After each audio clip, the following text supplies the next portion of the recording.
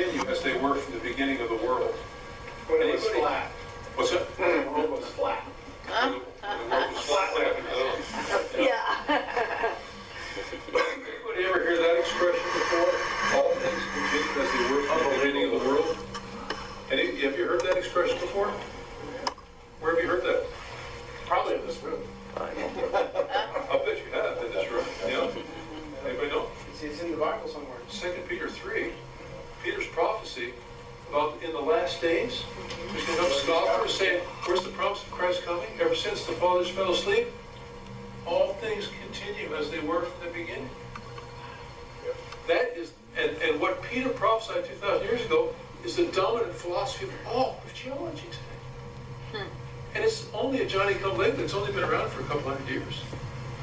And Peter knew about it by the Holy Spirit a long time ago.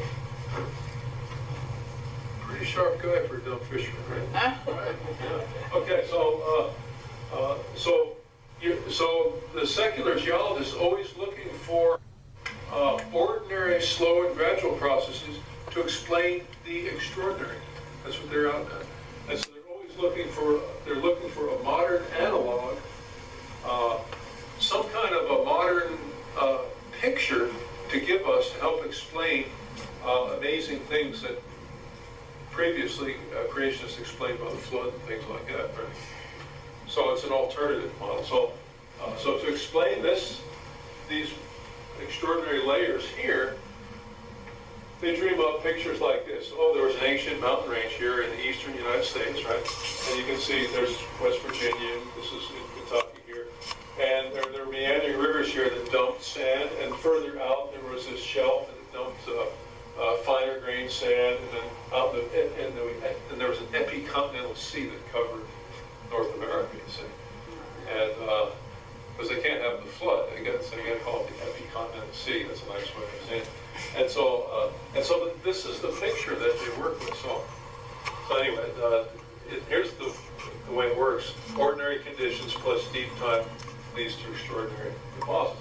And this is the way it's taught in all of geology. We're always looking for a modern-day analog to explain something that may or may not be explainable using a modern analog. Yeah. So were they saying like that North America, just the outline of it was the continent and all the middle of it was a sea? Yeah. So they all believe North America was underwater. They just think it all happened slowly and gradually. But like most of it was underwater, just a few little pieces were sticking out, or? No, they think the whole thing was flooded. Yeah. All it works. They got a little bit of it. It was all. I said they got a little bit of it, right? It was all covered. Right. Yeah, that's right. Yeah. So they can't deny that. Right. They simply can't do it. And it's very difficult for them for one huge reason. The continent, anybody know this? The continental rock is buoyant.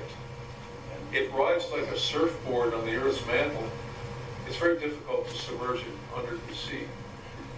And so just to say, well, the oceans came in and out millions of years ago, they deposited these layers, They talk about it like it's ordinary business. It's not. It's something quite different. Yeah. Okay.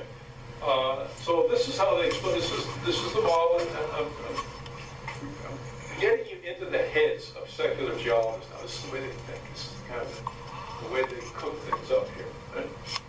So this is the delta model. Is an attempt to explain ancient layered strata by appealing to present-day processes. So here you have an ancient delta. Right? That's the picture, right? And you have sediment being dumped into this system from rivers, right? And as it gets dumped in the relatively calm water of the ocean, the coarse material falls out first as sand. And as it dumps a little further out, the silt grains fall down. They kind of fall down to the bottom here. And way out here, you get the finer clays and muds and shales that form out here. And here you have, and if it's the right kind of ocean, if it's a very deep ocean like this, it's just the right conditions. You can get what are called anaerobic conditions here, where there's no oxygen. And so whatever organic matter that falls in there, it stays there. It doesn't rot because there's no oxygen to support bacteria. So the organics get preserved in the layer. Therefore, it's black shale. That's the picture they work with. Okay, so if organic material is collecting down there, Yep. would that be just I mean, not moss, but algae? I mean, like, what amount of organic material do you need to collect down there to make it into black shale? Yeah. Well, whenever it falls out of the water column, it stays there. It goes into that black shale. It doesn't rot. That's the key. And so whether it's a little or a lot, it doesn't matter that much, right? But the material that it begins with is plant material that's coming in with the rivers, or it's phytoplankton, which are kind of creatures that are microscopic plant creatures that float in the ocean. And when those things die, they can settle in there too. You know? I guess the reason I was asking that question is because maybe if you, I don't know, because you don't really see the black shale actually forming, I don't know. But seeing how black it is and how much is going in over like a slow process of a regular river, maybe not that much is going in. Whereas when you have flood conditions, like all kinds of stuff's being torn up. Okay, we're thinking like a creation. Come on, we're trying to get in the brain of the secular geology. We're going to get to the flood in a minute. Yeah. Okay, so this is stratigraphy 101. Students get this in university, right? That you have these different environments of deposition. That's what they're called. So this is your high energy environments, your low energy environment. Right? I'm teaching you some of this now, so bear with me, right? And so you have these different environments of deposition, and each environment has a particular fossil that tends to live and be deposited in that particular world. So we can put that up there too. In this way of thinking, fossils are specific to a given, quote, environment of deposition, right? So some fossils they will tend to form in this environment, others form in the deeper environment, and so on. Right, good, you're tracking with me, that's good, I hope. Okay, now, what else was I going to say? So, and the other thing, and this is, in part, this is very true, that in river deltas this really does happen. No question about this is true, that this really does happen. And it's also true that you can get layers of sand, overlying layers of silt, overlying layers of shale, and these things can build outward like so. And your delta deposits actually do that. So from a deposit that builds outward like that, you can get layered strata that are horizontal strata. You see that? This is fairly sophisticated geology you're getting here. And this really happens. Only one problem. It only happens in river deltas, and river deltas don't prograde across entire continents. Right? So this is that's limitations. I'm giving you a little shortcut there. Thank you. Right? Yeah. Right. Now there is some truth in this as well. You saw the sediments that I had before, the boulders, the columns, and the sand, and so on. And each one is defined by a specific diameter, 64 millimeters. Above 64 millimeters, you call it a column, and so on. Right? Each one is given each one has a different settling velocity. In other words, you drop a boulder in a swimming pool, it doesn't take long, it settles pretty quick to the bottom, right? Almost as much as if there was no water there, right? If you drop a pebble, it might kind of do this before it hits the bottom. It might take a few seconds, right? Sand is going to take a longer period of time, 5 centimeters per second.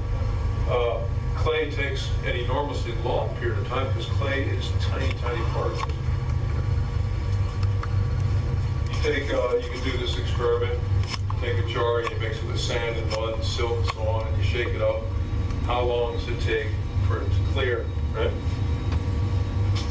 In theory, before you get clear water in there, based on the diameter of clay, it should be about 30 hours, more than a day long before it's clear. In practice, about 20 minutes. Almost any river mud, you can do this in about 20 minutes. Now this is key to the mud rock revolution I'm going to get to in a second here. Right? Why is there a disparity between, in theory, based on the size of that mud particle, and in practice, when it falls out a lot quicker than that? There's a key word here. Anybody hear that word called flocculation? Oh, yeah. Those tiny clay particles, they're so tiny they can interact with water molecules. And because of that, they congeal together and form something that's essentially a silt size or a sand size particle. And that's why it settles. Okay, now,